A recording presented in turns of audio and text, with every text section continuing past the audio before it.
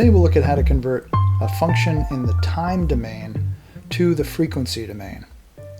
Here we have a function of acceleration versus time, and it's a 5-point function that we'll bring into Simcenter 3D in the XY function navigator.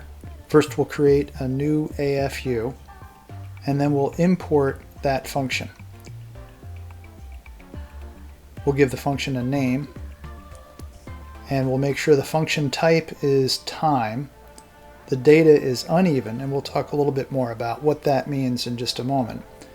And then the ordinate is acceleration, and the units are G's. So here we'll go ahead and select that CSV file that we were just looking at, and we'll import it into our AFU. Here we can see a plot of it, and if we don't like the gray background and you're in 2412, we've added a new feature, wireframe contrast, that if you turn it off, it will change the background of your XY plot to be white.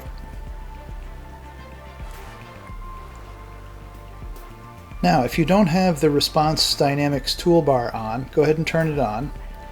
And next we'll synchronize the function. And what this will do is it will give us an even function where we had an uneven one before. We'll need to select an increment for that even function, and we'll select 1 millisecond and an interpolation method. Then we'll select the function and OK, and that will append the synchronized function to our AFU. Now here the function looks exactly the same, except that when we take a look at the data points that make it up, you'll see that instead of having just 5 points as our original function did, the synchronized one has 21 points at an even interval. So now that we have our even function, we can select time to SRS, so we can convert our time-based function to SRS. We'll go ahead and select the function, add it if it needs to be added to the dialog, and select it, select the frequency axis, min frequency, max frequency, and other options, and append. And now we can plot our function in the frequency domain. Now, if we don't like the unevenness of the function out towards the end, what we can do is envelope the function.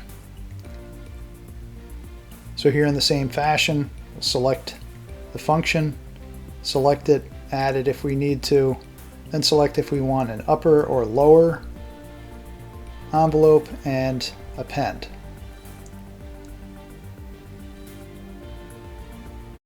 And that is how to convert a time function to a frequency function.